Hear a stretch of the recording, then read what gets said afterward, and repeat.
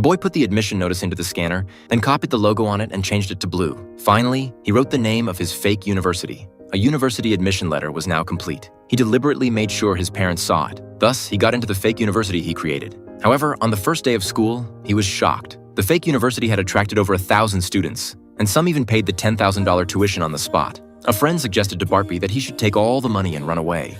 But Bartby, of course, wouldn't do that. He gathered all the students in the hall and was ready to tell them the truth. However, before he could speak, the students expressed how lucky they felt to be there because they had all been rejected by other schools. Seeing this, Bartby instantly changed his mind. To help these students, he decided to keep the school running. The university had no teachers, and everyone was free to write whatever they were interested in on the blackboard. The teaching power was handed over to the students themselves. Unexpectedly, this teaching model worked very well, and every student was given the opportunity to grow and learn. As time passed, the educational philosophy of South Harmon Institute began to attract more and more students. But just as the school was thriving, the parents of the students showed up in large numbers. It turned out that the president of Harmon University had reported them. In front of everyone, he declared that South Harmon University was just a fake institution. The students were very disappointed upon hearing this and had no choice but to leave with their parents. Soon, South Harmon University was shut down. But Bartby didn't give up.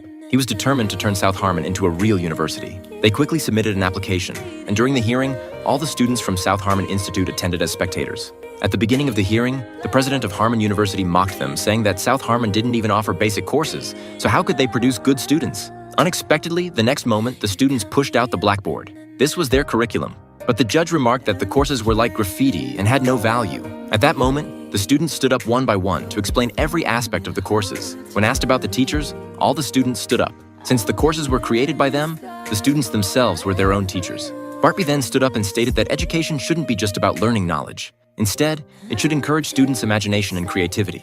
After careful consideration, the Ministry of Education believed that Bartby's views were unrealistic. However, they also recognized that the educational philosophy of South Harmon was worth acknowledging.